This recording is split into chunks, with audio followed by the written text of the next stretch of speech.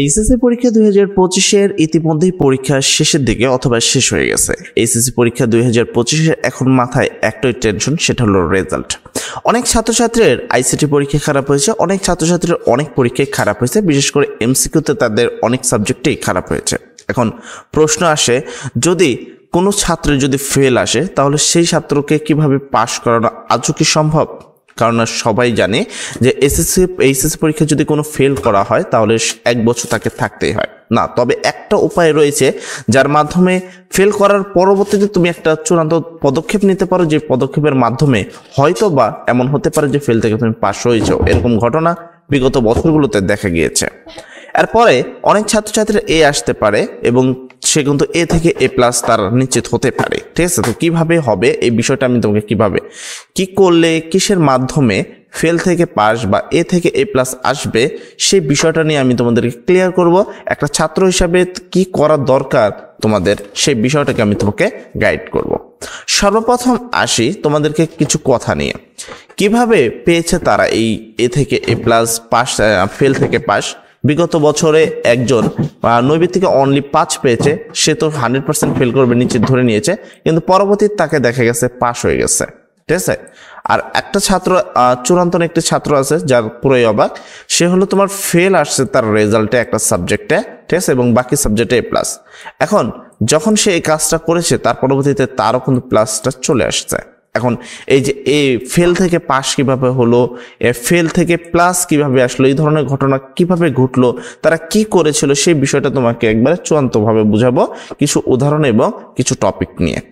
সর্বপ্রথম যদি বলি, ফেল করলেও 1 বছর থাকতে হয়। ফেল করলে 1 বছর থাকতে হয় এবং এটা চিরন্তন সত্য। ঠিক আছে, এটা কোনো ভুল না যে ফেল করলে আসলে 1 বছর থাকতে হয়, এটাই কথা, সত্য কথা। তবে একটা কিছু কারণ আছে, ফেল করলে তুমি এই পদক্ষেপটা নিতে পারো, হয়তো বা তোমার রেজাল্ট ভালো হতে পারে। তো কি করতে পারো তুমি? দেখো, ফেল করলে, ফেল বা জিপিএ কম আসলে যা করা যেতে পারে একটা ছাত্র হিসাবে তোমার, সেই বিষয়টা তোমার জানা কিন্তু খুবই জরুরি। কেননা সেই বিষয়টা যদি তুমি ভালোভাবে না জানো তাহলে কিন্তু তুমি বুঝতে পারবে না যে ফেল করলে তুমি অন্য পদক্ষেপ নিতে পারো, পড়াশোনা তোমার বাদ যেতে পারে। তবে এই ভিডিওর মাধ্যমে তোমার উপকার হলে সেটাই ভালো কথা, এবং তুমি যদি জানো যে আসলে ফেল বা জিপিএ কম হলে তুমি কি করলে আজও তোমার জিপিএটা বাড়তে পারে, সেই বিষয়টা কিন্তু তোমার জানা অবশ্যই দরকার।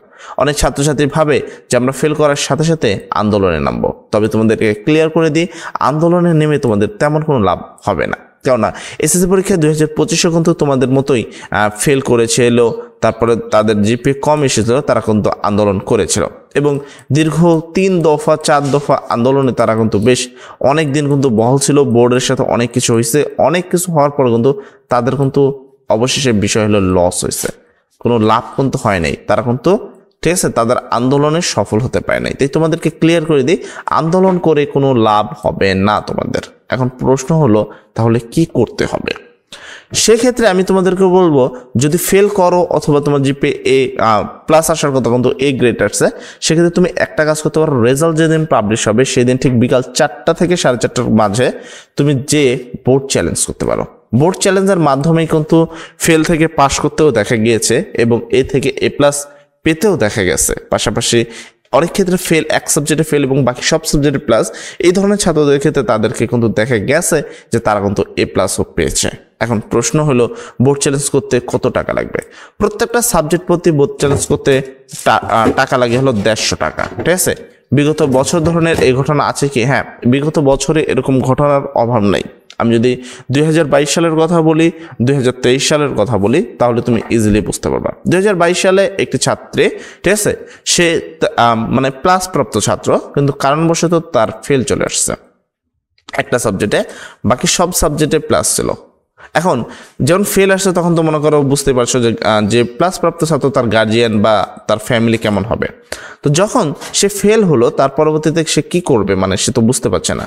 অবশেষে সে আমাদের নিকটত্ব হলো এবং আমরা তাদেরকে বোর্ড চ্যালেঞ্জ করার সাজেস্ট করলাম এবং সে শুনে বোর্ড চ্যালেঞ্জ করলো এই সাবজেক্টটিতে, এবং পরবর্তীতে আশ্চর্যজনক বিষয় যে সেই সাবজেক্টটিতে প্লাস এসেছিল।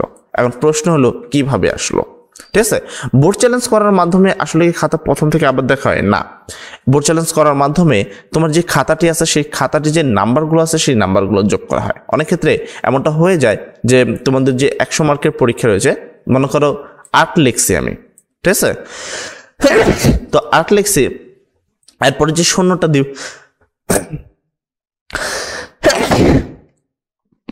একটু ঠান্ডা লেগেছে।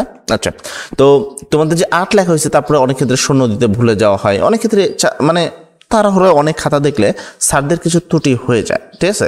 সেই ত্রুটির কারণে এই ধরনের কাজগুলো ঘটে থাকে। তো তুমি যখন বোর্ড চ্যালেঞ্জ করবা, তোমার খাতার নাম্বারগুলো আবার যোগ করা হবে। তখন তোমার নাম্বারে যদি কোনো স্যারের যোগ করতে কোনো জায়গায় ভুল হয়ে থাকে, সেক্ষেত্রে সেই জিনিসটা কিন্তু সংশোধন করে তোমার কাছে আবার আসবে। আবার এমনও ঘটনা দেখা গেছে যে বোর্ড চ্যালেঞ্জের পরে রেজাল্ট আরও খারাপ হয়েছে, ঠিক আছে? কেননা অনেক ক্ষেত্রে এরকম ঘটনা ঘটছে, যেমন 2025 সালের কথা যদি বলি, এই সালেই কিন্তু এই ঘটনাটি ঘটেছে। বোর্ড চ্যালেঞ্জ করার পরবর্তীতে কিছু কিছু ছাত্রের রেজাল্ট একটু খারাপ হয়েছে, তবে অনেক ছাত্র ফেল থেকে কিন্তু পাস হয়েছে। তো অবশ্যই যদি কোনো কারণবশত তোমাদের রেজাল্ট খারাপ হয়, এই ধরনের কোনো ঘটনা ঘটে, সেক্ষেত্রে তোমার কাছে একটাই করণীয় বিষয়, সেটা হলো বোর্ড চ্যালেঞ্জ। তুমি যদি বোর্ড চ্যালেঞ্জ করো, তাহলে অবশ্যই তোমাকে গ্যারান্টি দিব যে বোর্ড চ্যালেঞ্জ করলে তুমি অবশ্যই তোমার কাঙ্ক্ষিত রেজাল্টের থেকে তোমার রেজাল্টটা পারবে। যাই হোক, সব ভালো থাকবা, সবার জন্য দোয়া করি। আশা করি তোমরা এতটুকু বুঝতে পারছো। যদি ফেল আসে তাহলে কিভাবে তুমি এ প্লাস, ফেল থেকে কিভাবে পাস হবা, পাস থেকে কিভাবে এ প্লাস পাবা, সকল বিষয় আশা করি তোমাকে বিস্তারিত আমি বুঝাতে পেরেছি। সবাই ভালো থাকবো, সবার জন্য দোয়া করি। আসসালামু আলাইকুম।